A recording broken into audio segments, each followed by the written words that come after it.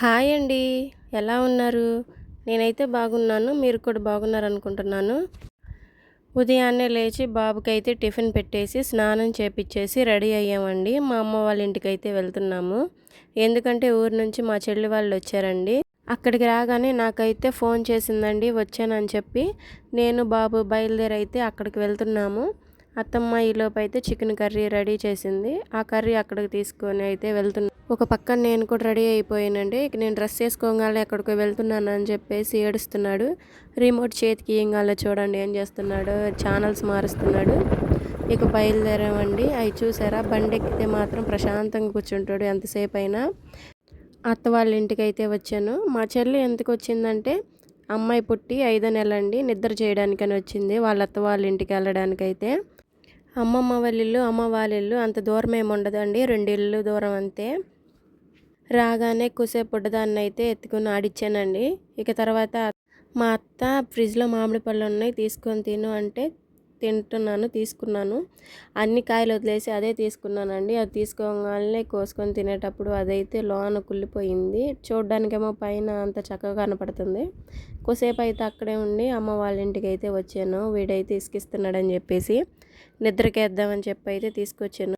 పడుకొని అయితే టీవీ చూస్తున్నాడండి. పాటలు, చందమామ పాటలు. ఆ పాటలు చూస్తూనే నిద్రపోయాడండి. అప్పుడే బాబు దగ్గర అమ్మ అయితే ఉంది. నేను మళ్ళీ అత్త వాళ్ళ ఇంటికి అయితే వచ్చాను. పాపనెత్తుకుంది కదా, ఏమైతే ఆంటీ అయిద్దండి, అమ్మోళ్ళ చెల్లి. ఈవిడేమో మేనత్త, అంటే మేనమామ భార్య అన్నమాట. ఈయనేనండి మా మామయ్య, మేనమామ. ఇతను 3వ ఆయన. మొత్తం 4 ఉన్నారు. మా అమ్మకేమో తమ్ముడు అవుతాడు, మా ఆంటీకేమో అన్నయ్య అవుతాడండి. ఇక్కడ మా చెల్లెళ్ళు సాయంత్రం వరకు ఉండి ఇక సాయంత్రం బయలుదేరుతున్నారు. మళ్ళీ పిల్లతో దూరం వెళ్ళాలి కదా అని చెప్పేసి మళ్ళీ వాళ్ళ అమ్మ వాళ్ళ ఇంటికాడ 2 రోజులు అయితే ఉండి వాళ్ళ అత్త వాళ్ళ ఇంటికి అయితే వెళ్ళిద్దండి. అక్కడ 2 నెలలు ఉండి వీళ్ళు హైదరాబాద్లో ఉంటారండి. ఇంక అక్కడికైతే వెళ్ళిపోయిద్ది. ఇక వాళ్ళు వెళ్ళిపోయిన తర్వాత కొంచెంసేపు అత్త వాళ్ళ ఇంటికాడ అలాగే బయట కూర్చున్నాము. చల్లటి గాలి వస్తుందండి, అదంతా ఓపెన్ ప్లేస్ అయ్యేసరికి.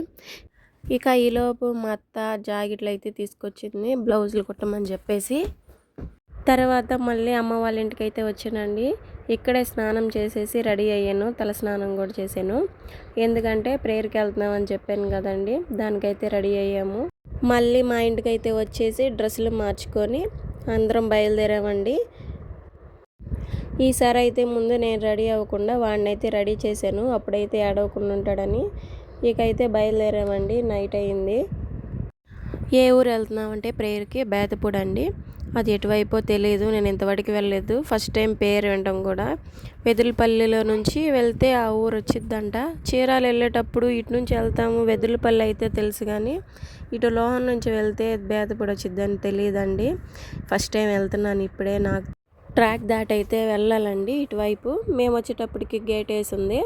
కొంతసేపు అక్కడే వెయిట్ చేసాము. తర్వాత గేట్ తీయగానే అయితే వెళ్ళాము.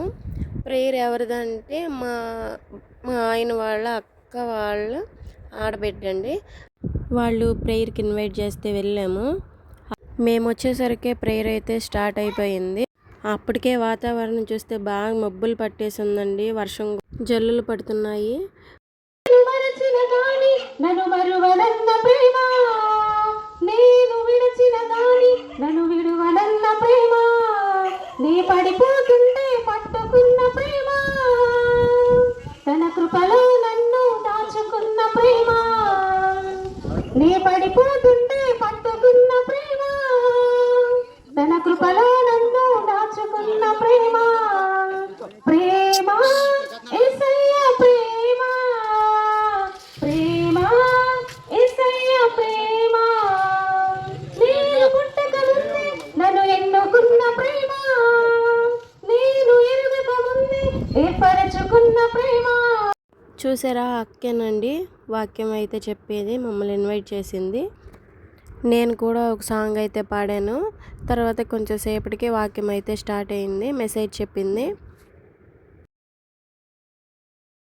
ఆయన పిలిస్తే పరలోకం నుంచి అనేక సేనాలను పంపించి అతన్ని రక్షించగలడు. కానీ నిన్ను నన్ను రక్షించాలి. అక్కడ లేఖనము రాసి ఉంది. లేఖనములో ఏదైతే ఉందో దేవుడు దాన్ని నెరవేర్చాలని అన్నాడు. లేఖనములు నెరవేరాలి కాబట్టి నా శిరస్సు వంచి నేను ప్రాణాన్ని అప్పచెప్తా. ఈ 3 మేకులు తీసుకోలేక కాదు, కానీ ఈ 3 మేకులు కాదండి, నిన్ను నన్ను ప్రేమించడం కోసం నీ మీద నా మీద ఉన్న ఆ పిచ్చి ప్రేమ యేసయ్యకి ఒక దారపు పోగుతో దేవుడిని కట్టేసి నీ ప్రాణం తీసేస్తానంటే కూడా శిరస్సు వంచి దేవుడు ప్రాణాన్ని అప్పచెప్పేస్తాడు. 3 మేకలు అవసరం లేదు. మనల్ని ప్రేమించే ప్రేమకి ఒక దారముతో కట్టేసినా కూడా యేసయ్య ప్రాణాన్ని ఇచ్చేస్తానంటాడు. ఎందుకంటే మనల్ని అంతగా ప్రేమించాడు ఆయన. ఈ లోకంలో మనము ఇంకా కొంతకాలానికి మనకి శ్రమ వచ్చింది, ఇక కొంతకాలానికి మనకి కష్టం వచ్చింది, ఇక బాధ వచ్చింది, వీళ్ళకి సమాధానం ఉండదు, వీళ్ళకి దుఃఖమే, వీళ్ళకి శాంతి లేక చనిపోతారని చెప్పి యేసయ్యకి ముందుగానే అన్ని తెలిసే ముందుగానే ఏమంటున్నాడంటే నేను సమాధానానికి కర్త అయి ఉన్నాను అంటున్నాడు దేవుడు. సమాధానాన్ని మనకి తీసుకురావడం కోసము అన్నాడు దేవుడు మన కొరకు వచ్చాడు. కానీ ఏదో 3 మేకులు కొట్టినంత మాత్రాన యేసయ్య ప్రాణం అప్పచెప్పేస్తే ఈ లోకంలో దేవుడు చేసిన కార్యాలంట ఆయన రాయడానికి ఈ భూలోకము కూడా సరిపోదంట.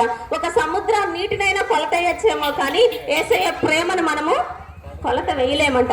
సముద్ర నీటినైనా కొలత వేసేయచ్చంట ఒకనాటికి, కానీ యేసయ్య ప్రేమను మనము కొలత వేయలేము. అంతగా దేవుడు మనని ప్రేమించాడు. అక్క మెసేజ్ చెప్పడం అయిపోయిన తర్వాత మళ్ళీ వేరే ఆయన అయితే మళ్ళీ మెసేజ్ చెప్పారండి. వీళ్ళకి అక్కకి ఒక యూట్యూబ్ ఛానల్ ఉంది, జెహోవా జైరే అని. ఇంట్రెస్ట్ ఉన్న వాళ్ళు అయితే అక్క మెసేజ్ అయితే వినొచ్చండి, బాగా చెప్పిద్ది. ప్రేయర్ అంతా అయిపోయిన తర్వాత భోజనం కూడా చేసేసి ఇంటికి అయితే వచ్చామండి. ఇంటికి వచ్చేసిన తర్వాత టైం అయితే 12 అయితే అవుతుంది. వీడైతే ఇంకా పడుకోలేదండి. పడుకోవా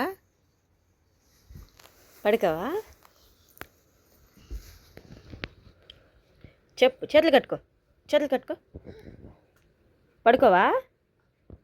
పడుకోవా. వీడియో అయితే అంతేనండి. చూసి వెళ్ళిపోకుండా ఒక చిన్న లైక్ అయితే ఇవ్వండి. మరో మంచి వీడియోతో మళ్ళీ కలుద్దాం. బాయ్.